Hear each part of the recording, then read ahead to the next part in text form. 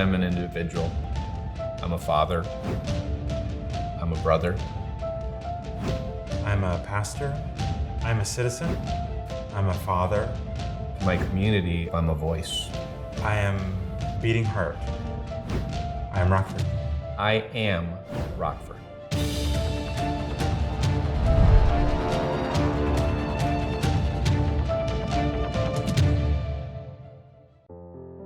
There's a perception in the community that people want to be in public housing forever because they don't have to work, they don't have to do anything, and the government will pay for them.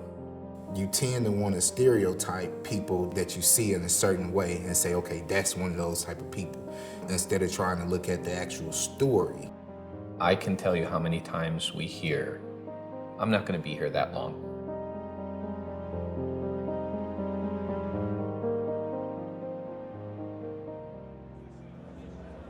Don't let others control your emotional responses.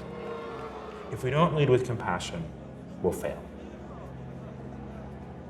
But if we do, then we can get under the anxiety and the fear and see each other as human beings.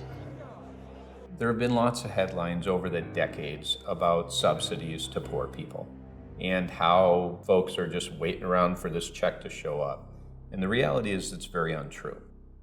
If we really think about who is living in affordable public housing, first we know about 60% of our folks are senior and disabled. I think most people believe that once you have a roof over your head, you automatically have stability.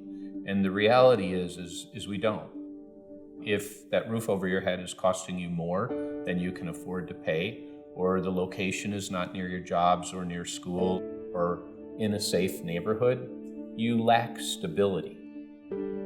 This community is diverse and it's all different religions, backgrounds, and we're like a little garden, just all different flowers.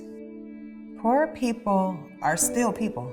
They just don't have a big bank account. They're still humans, and you don't know their circumstances. You don't know why they're in that situation in the first place.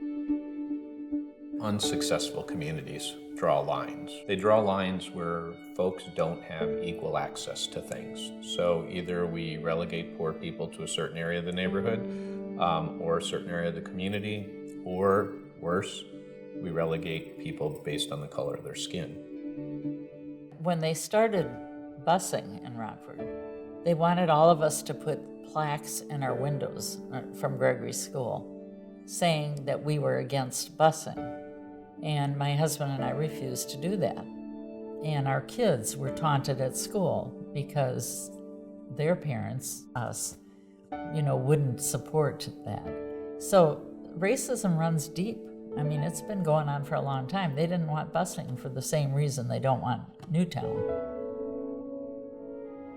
We may not want to talk about it, but moving forward, these are the hard conversations we have to have. Out of change, we need opportunity. And with opportunity comes speaking about the program's availability, what they offer. But in the same, we need our community to grab hold, to actually give people a second chance. In all of that, we will build a better economy, a better community, and we can actually accomplish the goals that we all set forth. The motivation is the desire for change, the desire to find success. But folks need to want to find that success. The worst thing that can happen, and this has happened too often, is we have said to folks, oh, pull yourself up by your bootstraps, get a degree, you'll do fine. And yet, the jobless rate among white folks who've graduated from college and black folks who've graduated from college is dramatically different. They've gotten the degree, and they haven't seen the promise.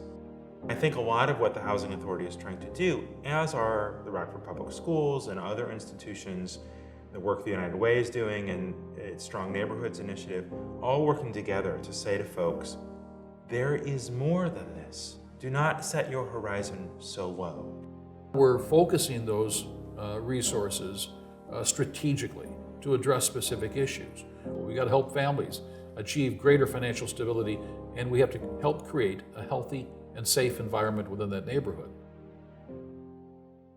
A successful community knows how to have those conversations. finds solutions to past imperfections and really begins to work to implement those solutions.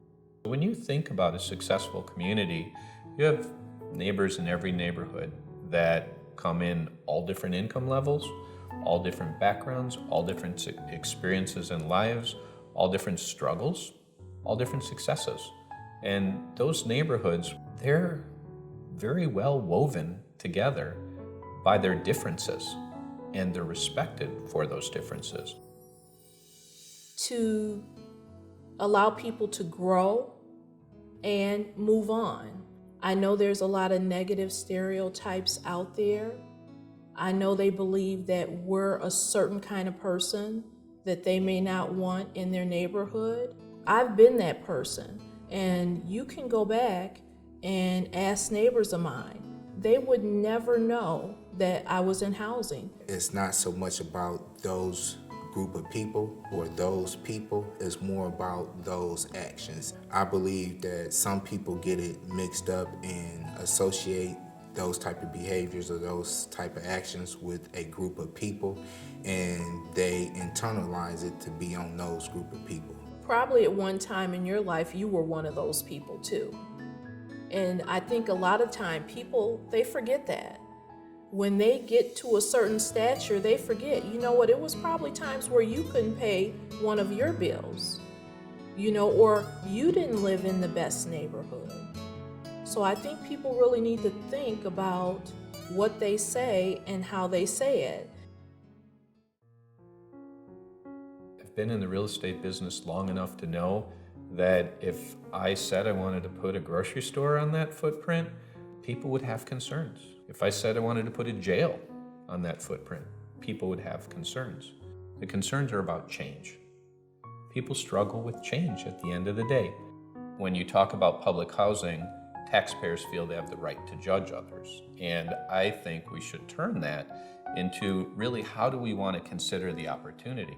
We may have had an experience that created a mental picture for us, and when we live that experience again, we have a bias because of our past experience. If we can correct that information, we have the ability to find a greater group of people who want to help each other. When I think of family, I think of my own. I think of how I gained incredible experiences from my parents and my grandparents, from my brother, and from my kids. Those same experiences we have, I want to make sure that our families have the opportunities to have similar experiences as they desire.